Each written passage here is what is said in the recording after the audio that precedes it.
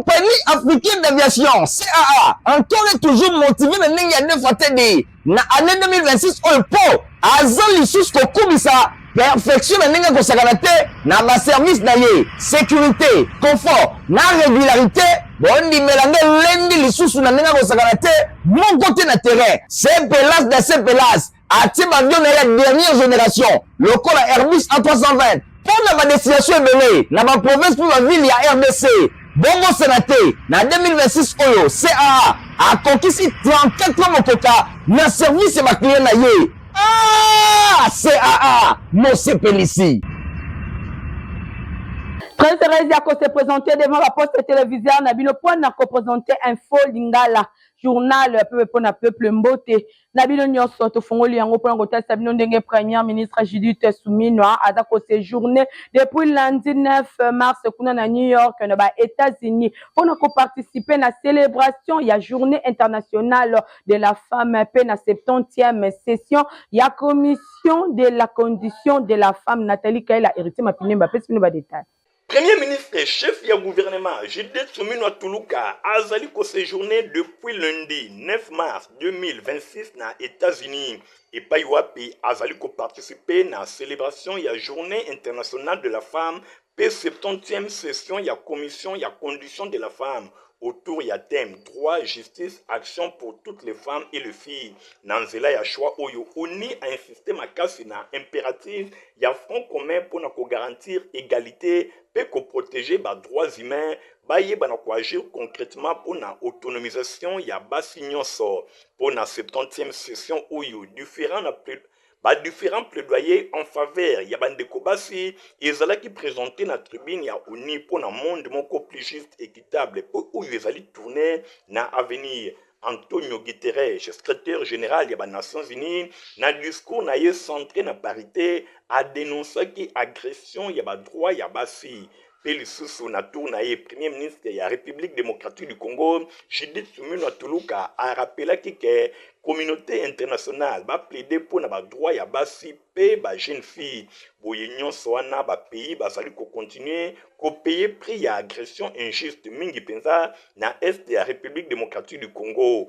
Oui, a rappelé na ngambo mosusu ba conflit oyo ezali ko affecter kaka basité et longo na mibali kasi bango nyonso bazali ndenge moko ba violence oyo ezali ko sala mela basi et koki kozala bongo eloko moko te ba banaliser yango a saisissaki occasion oyo a epenglaki ba réalisation ebele ya RDC na matière ya ba défense ya ba droit ya ba ndeko basi pe promotion na droite ligne ya leadership oyo ezali incarné et pas ya chef de l'État Félix Antoine Tshisekedi Tshilombo et longo na ba homologue na ye ya Afrique participation ya basi na ba sphère décisionnelle et qui na 21% en 2021 pe et commune à 32% en 2024 mingi gouvernement oyo pe ezali dirigé pour la première fois et pas il y a ndeko mwasi dynamique oyo ya priorité ya gouvernement ya RDC ezali ko déterminer pe kokoba ba effort pe ko renforcer ba droit ya bandeko basi liboso ya commission ya condition de la femme pe ba dirigeant ya mokili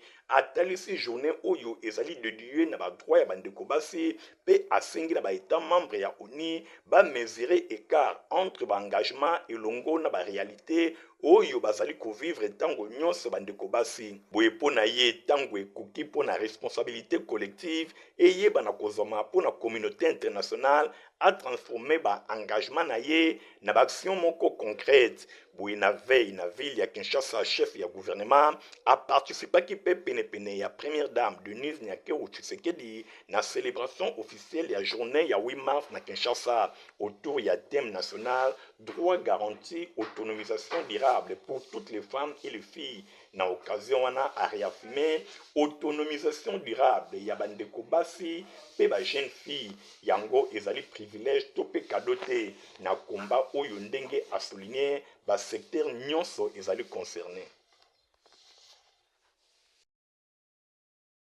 Na qualité na ya président national ya Union congolaise Iko Namokuse vice premier ministre ya économie nationale Daniel Mukoko Samba a inauguraki 3 infrastructures ya minene mokola samedi 17 mars kuna na territoire ya Mbanzangungu na province ya Congo central héritier Mapindemi Fabrice Lundobi bazaki kuna na compte info Lingala.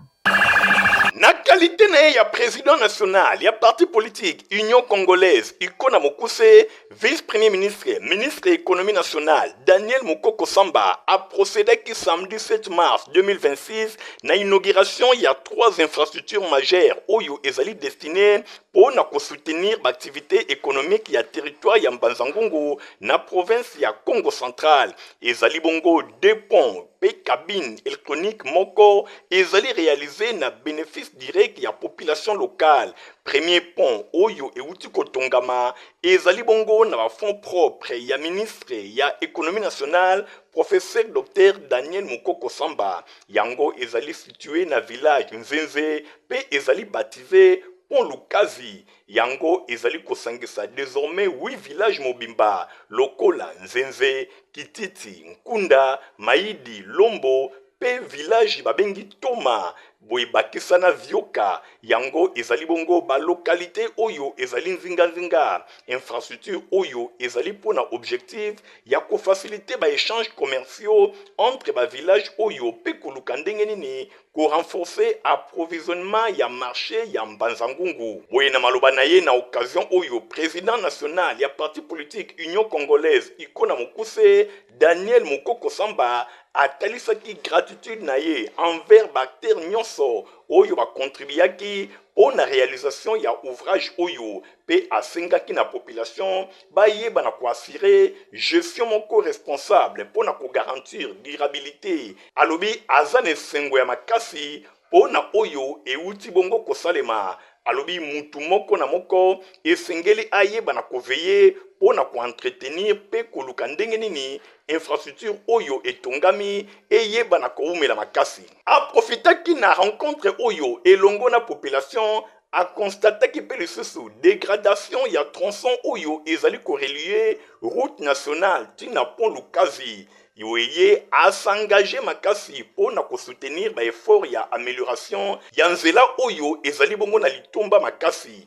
Alobi a côté de la bango 4 camions ben pour na ko améliorer accessibilité na pont oyo ndenge Daniel Mukoko Samba atalisaki ba ouvrage misusu mibale ezalaki inauguré ezali bongo po na koluka kosunga population ayeba na ko bénéficier na yango mingi penza na quartier Loma na cœur ya ville ya Mbanzangungu na province ya Congo central. 2 ponts oyo euti kozala réhabilité yango pe ezalaki rebaptisé Pont Voya Yevanga. Boy littéralement tokoki ko traduire yango à promettre pe asali yango. Bosimba ke na reconnaissance ya initiative oyo ezali ko contribuer pour na ko améliorer mobilité ya ba habitants nyonso ya quartier. 3e ouvrage ezalaki bongo cabine électronique oyo ezali installé na Kampumpa toujours na quartier Loma. Yango ezali bongo dénommé Mukoko Sambade. Infrastructure oyo bosimba pe boyeba et ko permettre désormais pour na ko alimenter électricité na Kampumpa pe na nzinga na yango. Mutuloko ndana ane sengo papa to sepela to fungwama. Coup de chapeau na son excellence Daniel Mukoko Samba po oya saleli biso. Ezaya minene oyo tokobosa na te. Pont oyo ezalaki donc soko utina charge na kati soki nano leki pont oyo te mutema ezobeta po ba camion ekweya deja wa ba masa biso ba motar ba kweya na ba charge wa misuba se retrouvaka kuna ba hôpital. Alors to sepeli fort to zipo ya sika donc nyose ekende bien nzambe vraiment azo lokumu coup de chapeau na son excellence. Cérémonie oyo et se clôturaki na ambiance moko ya makasi population bango nyonso bazalaki na esengo komona ke lumière ekomeli bango lisusu na nzela ya cabine électrique oyo population ya territoire ya Mbanzangungu na province ya Congo central bango nyonso batalisi reconnaissance na bango envers mwana na bango Daniel Mukoko Samba oyo azongi directement na ville ya Kinshasa elongo na délégation na ye. Distinguée première dame Denise Nyakiro a participé à une activité oyo qui organisée na ba femme ya IDPS à INC toujours na cadre ya le 8 mars bon na balita elongo na Stéphane Skande pe Nathalie Kala Kapenda. C'est dangereux.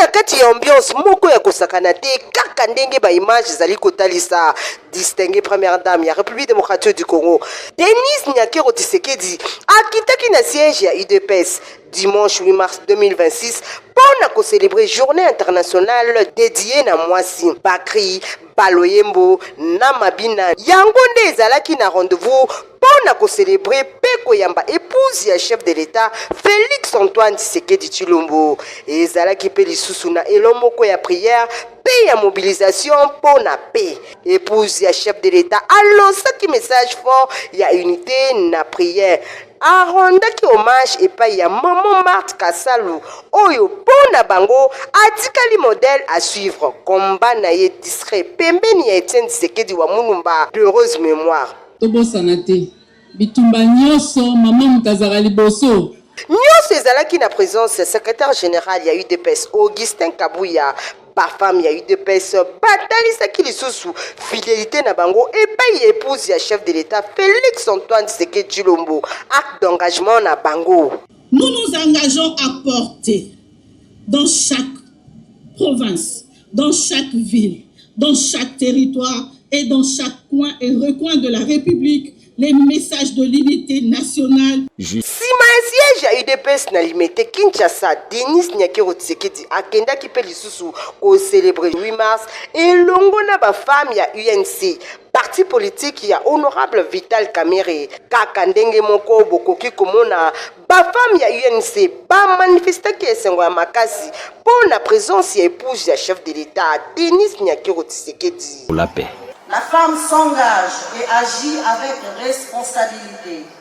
En effet, s'engager, c'est refuser l'indifférence, choisir d'être actrice du changement plutôt que simple spectatrice des événements.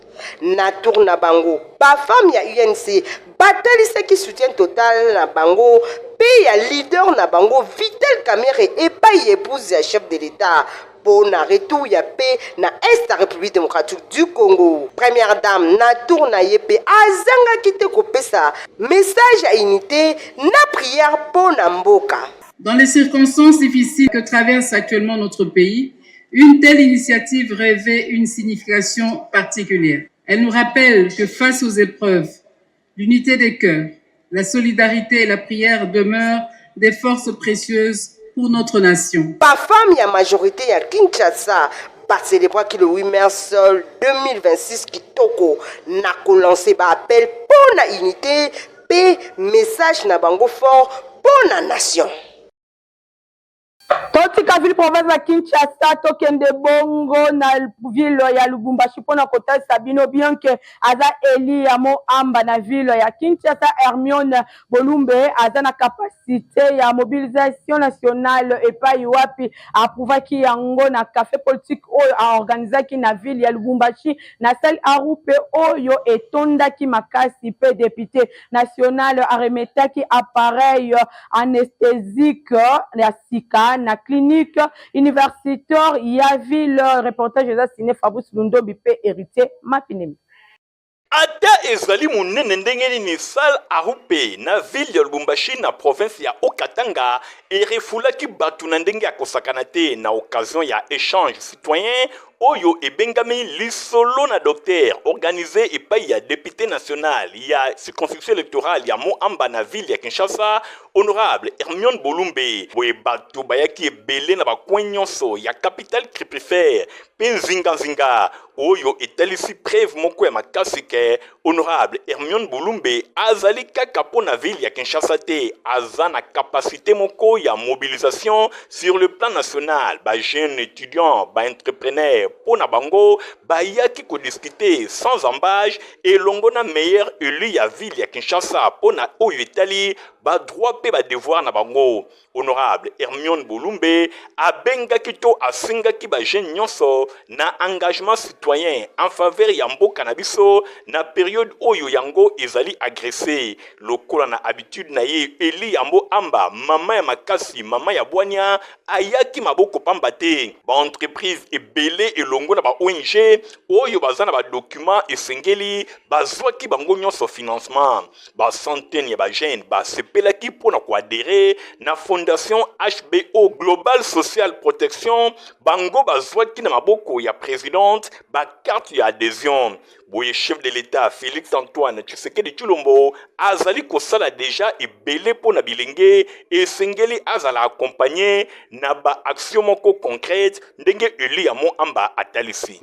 Surtout nous les jeunes politiques, nous devons poser des actions concrètes pour accompagner les efforts du chef de l'État. Il n'est pas le seul. Si nous on a été élus, si toi tu as été nommé, c'est pour accompagner réellement les chefs de l'État. Il ne peut pas être partout. Oui, avant akende na salle Aripe, Bolumbe, Hermione, Mama ya Makasi, Mama ya Bwania, meilleur élu ya ville ya Kinshasa, azalaki nanu na clinique universitaire ya Lubumbashi, epai wapi aremetaki na cérémonie moko solennelle appareil anesthésique ya sika makasi oyo ezali kotalisa ke ba action oyo ekosetendre to ekokende na ba clinique universitaire nyonso ya mboka. Quand j'ai lancé ces projets de visiter les cliniques universitaires, je me suis dit non, il fallait commencer quelque part. Je suis élu de Kinshasa, mais il fallait commencer à Lubumbashi. C'est un signal fort. Je fais un appel à toutes les autorités. Faites plus que moi. C'est possible. Faites plus que moi. Visitez nos hôpitaux. Durant ce jour naye, na ville ya Lubumbashi, Elia Mo Amba a visitaki pe bana oyo bazwami na bofelina lokola kimbilio epai wapi amemelaki bango ba valise ebele ya bilamba ba chaussures pe ba drap oyo ezali kotalisa ke tout ezali suscité honorable Hermione Boulumbe, maman ya Bwania, maman ya Mayele, azali meilleure voix oyo jeunesse congolaise a pesi awa na République démocratique du Congo, député sans frontières yeyo.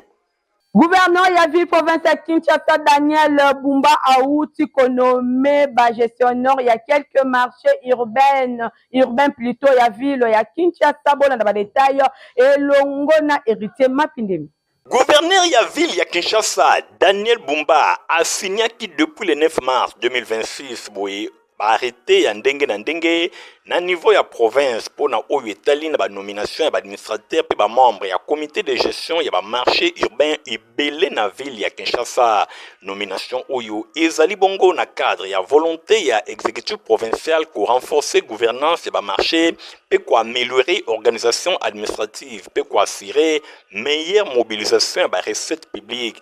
L'ordonnance oyo totali lokola ba oyo bazali nommé lokola comité provisoire ya gestion ya marché central ya ville ya Kinshasa.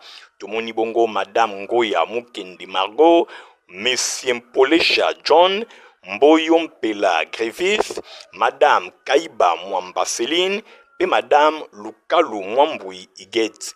Pona oyo etali marché de la liberté et bengami marché Laurent Désiré Kabila tozana Chia Madimba Pamela lokola administrateur Bukumu Mumba Jaguar administrateur adjoint chargé ba question technique ya maintenance pe ya sécurité Ngalula Mukuta Antoinette administrateur adjoint chargé ya administration finance pe ba question commerciale na marketing pe relations publiques Kapinga Jean administrateur adjoint chargé ya ba question juridique pe ya ba contentieux Liansansa Kiangebe Nilamine administrateur adjoint chargé ya salubrité pe ya environnement marché urbain ya Matete Kuna tozana Niamoyenga Sandrine administrateur au Diamande Angèle administrateur adjoint chargé ba question technique pe ya maintenance ya sécurité et Bengon Timansier Mijires administrateur adjoint chargé ya administration finance pe ba question commerciale marketing pe relations publiques Ngangu Benda Myriam administrateur adjoint chargé ba question juridique pe ba contentieux Kawaya Mukanya Simon Pierre administrateur adjoint chargé ya salubrité pe ya environnement na marché ya Matadi Kibala tozana Mabudu Kwete Dani administrateur Longima La Bopima César Leroy administrateur adjoint chargé de la question technique paye à maintenance et longona sécurité. Jimmy Kazadimbuyamba, administrateur adjoint chargé de administration, finance, la question commerciale, marketing et relations publiques. Bianzamou Jinga Christine, administrateur adjoint chargé à question juridique et à contentieux Mawete Lengo Sam, administrateur adjoint chargé à salubrité et à environnement. Tous les sous na nomination et salimi pour na oyo etali nomination à administrateur et administrateur adjoint à marché urbain oyo bingi Gambela. Tous na madame Teli Tombele Nancy, administrateur, monsieur Koudivoire Mathieu, administrateur adjoint en charge de l'administration, finance, activités commerciales, marketing et relations publiques. Monsieur Vatomene Mbele José, administrateur adjoint en charge de la question juridique et de la contentieux. Madame Kabunguma Kabantu Marie-José, administrateur adjoint chargé de la question de la salubrité et de l'environnement.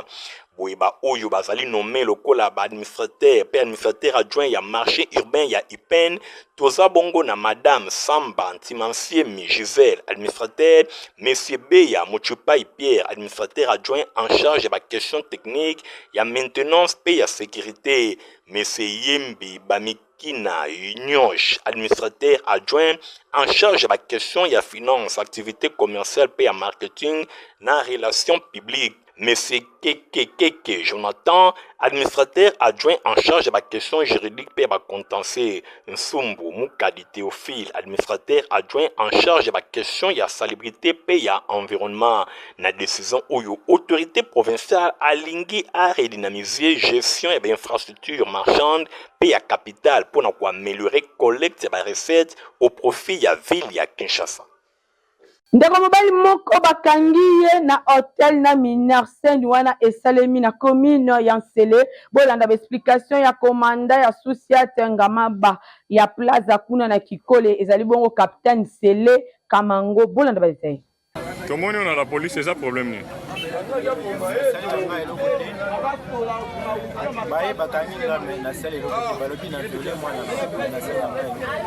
C'est qu'on hôtel bakenda osala ni.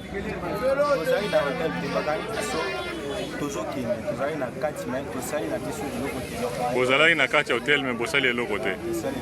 Na kati ya hotel bosali eloko te. Mais bakuti bino mutakala pona ni.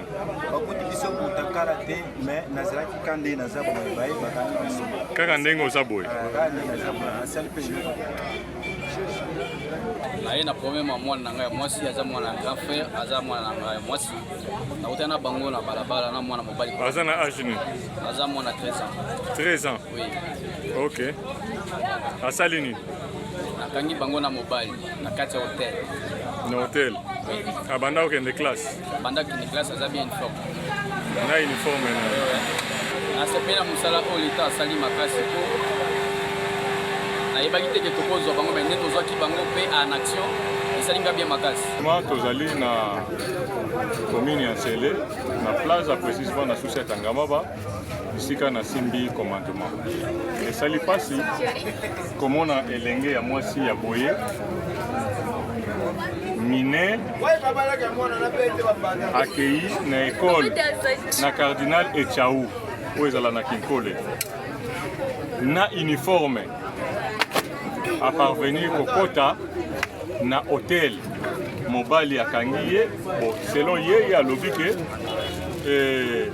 mobali akangaki ye na makasi mobali a violé ye mais kolungwa sikawa Kinkole ti kokoma na juridiction na ngai awa na hôtel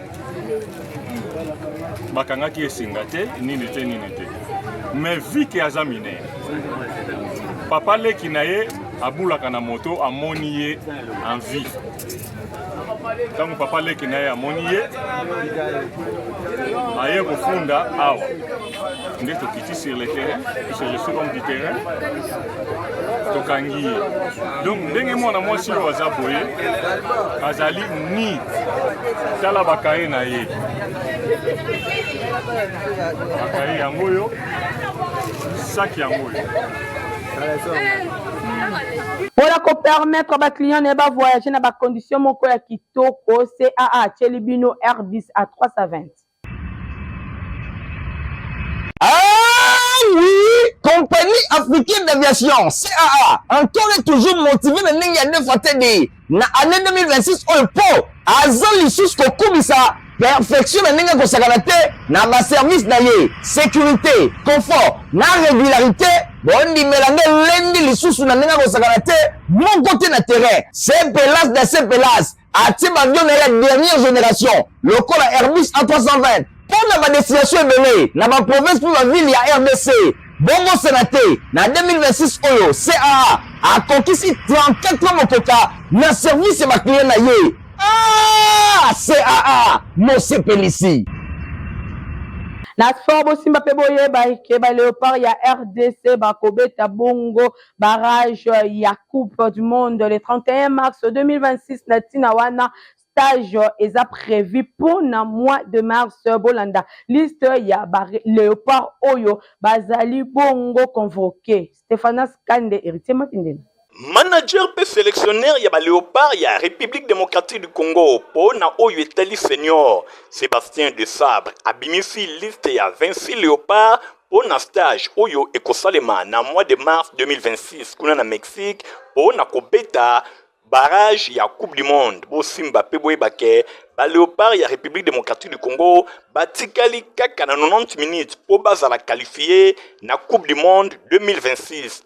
Boye po na liste ba Léopard ezali boye na ba gardien tozana Fayulu oyo abetaka na FC Noa na France, Lionel Mpassi Le Havre na France, boye Epolo ye abetaka na Standard de Liège na Belgique.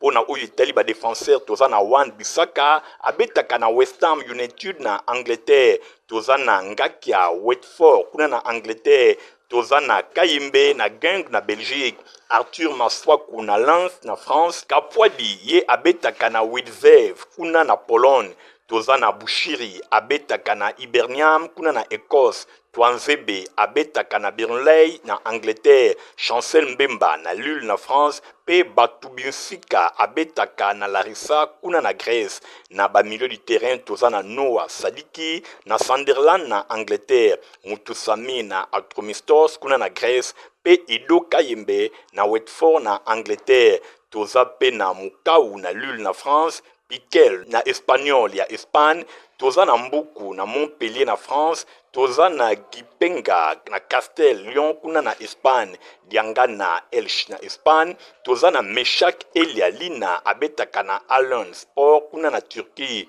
Théo Bongonda na Spartak Moskia kuna na Russie. Pona ou Italie ba attaquant, toza na Fiston Kalala Mayele na Pyramide na Égypte, toza na Cédric Bakambu na Real Betis na Espagne, toza na Simon Banza oyo abetaka na Al Jazeera, toza pe na Yohan Wissa oyo abetaka na Newcastle na Angleterre. Wana bazali ba joueur oyo babengami pona ko participer na stage ba Léopard ya mois de mars 2026 pona ko beta na barrage ya Coupe du Monde oyo kosala ke ba Léopard ya RDC bazala qualifié pour la Coupe du Monde 2026. Wana izali souhait ya ba Congolais nyonso parce que 52 ans après ba Léopard ya RDC ba participer lisusu na Coupe du Monde te depuis édition ya 1974. Na olemba koloba te Protiva pesa potopoto kitoko même oza mukolo okoki na okomelango. Protiva encore et toujours. Oyo mama bituna tuna aye bakate tirero apesa mwana ye bire. Ebe na santé kitoko boye. Olesaka ye nini? Aliaka Protiva. Soka ba mama nyonso batimbe ya Protiva potopoto kitoko pona ba bébé pro. Mama soma ye. Mwana na ngai depuis abanda kolia akoli boye. Aliaka kaka Protiva. Protiva. Protéine, vitamine, énergie. Azama yele na classe abela kabela kati alimbara limbara kati. Ba maman, félicitations à vos bana. Protiva, facile à digérer et nourrissant. Ezana, protéines, vitamines et énergie. Hey, bébé na yo kitoko ninyo esaka. Baba ingakango, santé kitoko nzoto makasi. Matemi disa, mama letsa mwana. Sukana mbimbi. Oye sukana mbimbi. Protiva. En tout cas, il y a des filles info la journal, la peuple pour la peuple yango et comme na souka na ko kotrango bongote sans que na remercier Nathalie Kala Kapenda oyo azala ki na édition pa passer qui assister et pas ya grâce pour ba na sima caméra tozala ki bongo na Igon Tingi montage sima maki na Fabrice Lundombi pe Francis Konza lokoka info linga la journal la peuple pour la peuple zaka superviser et pas héritier mapine mbandeko botika la malam au revoir.